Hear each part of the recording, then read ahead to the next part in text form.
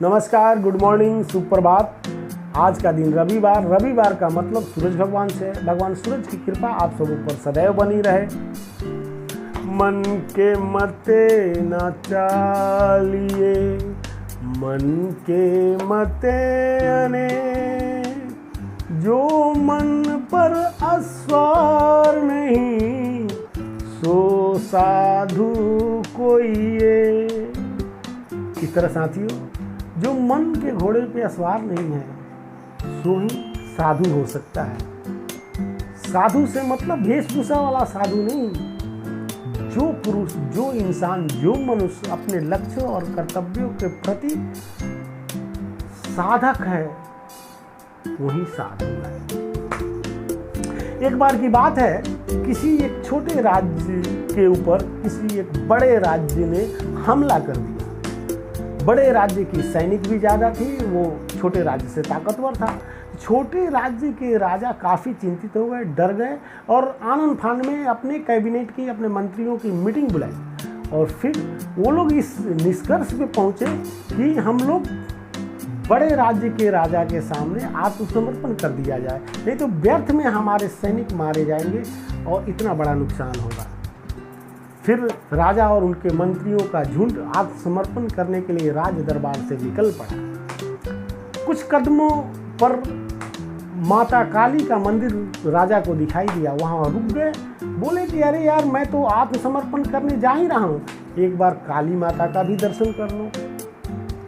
ठीक है, दर्शन किया उन्होंने। दर्शन करके जब वो मंदिर से बाहर निकलने लगे, मंदिर का पुजारी उनसे पूछ बैठता है कि महाराज, आपने माता से क्या मांगा?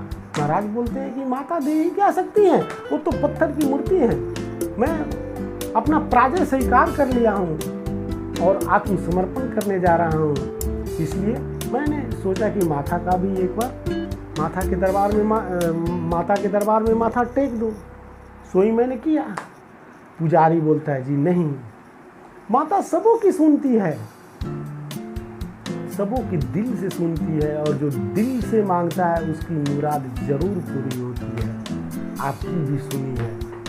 देखिए, माता के दरबार में एक सिक्का है, एक तरफ हेड है और दूसरी तरफ टेल है। इसको मैं उछालता हूँ या अथवा आप ही उछालिए। हेड आएगा तो आपकी जीत सुनिश्चित होगी और टेल आएगा तो आपकी पराजित सुनिश्चित होगी। तो फिर जाकर के आपने पराजय को स्वीकार कर लेना और आत्मसमर्पण कर देना। महाराज बोले, राजा बोले, हाँ ये तो ठीक है, हाँ ये किया जा सकता है, चलिए सिक्का को उछालिए। सिक्का को उछाला गया और संजोगवश हेड आया। अब राजा वहां उछल पड़े, कूद पड़े कि अरे, मेरी जीत तो सुनिश्चित है, मेरे नसीब में जीत है, माता ने मुझे आशीर्वाद दिया है, मुझे कौन हरा सकता है, मुझसे बड़ा राजा कौन हो सकता है। अब तो मेरी राज्य का भी जैसे गान होगा और दुनिया में सब लोग मेरे राज्य को जानेंगे, और मैं इतने सुनहरे भविष्य को छोड़कर जा रहा था आत्मसमर्पण करने। नहीं, अब ऐसा नहीं होगा। और फिर उन्होंने सैनिकों को आदेश दिया और उस छोटे राज्य के एक सैनिक बड़े राज्य के 20 सैनिकों पर भारी पड़े। इस तरह छोटा राज्य जीत दर्ज किया और बड़ा राज्य को पराजय का मुख देखना पड़ा। तो दोस्तों, फिर राजा को ख्याल आया कि माता का ही आशीर्वाद है, माता के बल और माता के दरबार में मैं नहीं जाता तो शायद मैं पहले ही हथियार डाल दिया था, पहले ही मैंने पराजय स्वीकार कर ली थी, मैं आत्मसमर्पण करने जा रहा था। ये तो अच्छा हुआ कि माता के दरबार में पहुंचा। फिर ये सब कुछ माता के का ही कृपा है। फिर से वो जीत हासिल करने के बाद माता के दरबार में एक बार और पहुंच गए और माता का दर्शन किया, माथा टेका माता के मंदिर में। फिर पुजारी ने उनसे कहा कि महाराज, आप अब कैसा महसूस कर रहे हैं? राजा बोले कि बहुत, माता का ही सब कृपा है। फिर पुजारी बोलता है कि देखिए, यही वो सिक्का है जिसको मैंने उछाला था। हाँ ठीक है, दिखाओ। देखिए, इसमें दोनों तरफ हेड है, टेल तो कहीं है ही नहीं।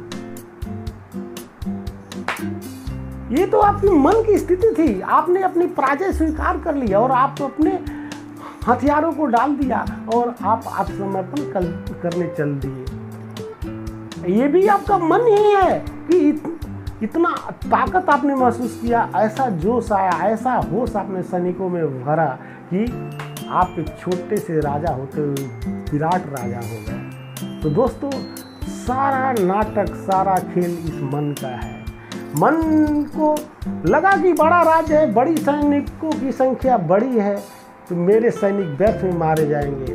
और जब मन को लगा कि मेरी जीत सुनिश्चित है, मेरे भाग में, मेरे नसीब में जीत है, फिर देखिए उस बड़े राज्य के सैनिकों का और बड़े राज्य का एक छोटे राज्य के राजा ने क्या कर दिया। इसीलिए दोस्तों, मन के मते न चलिए, मन के मते अने, जो मन पर अस्वार नहीं, सो साधु कोई। आज के लिए बस इतना ही, कल फिर मिलूंगा, तब तक दीजिए मुझे इजाज़त। धन्यवाद।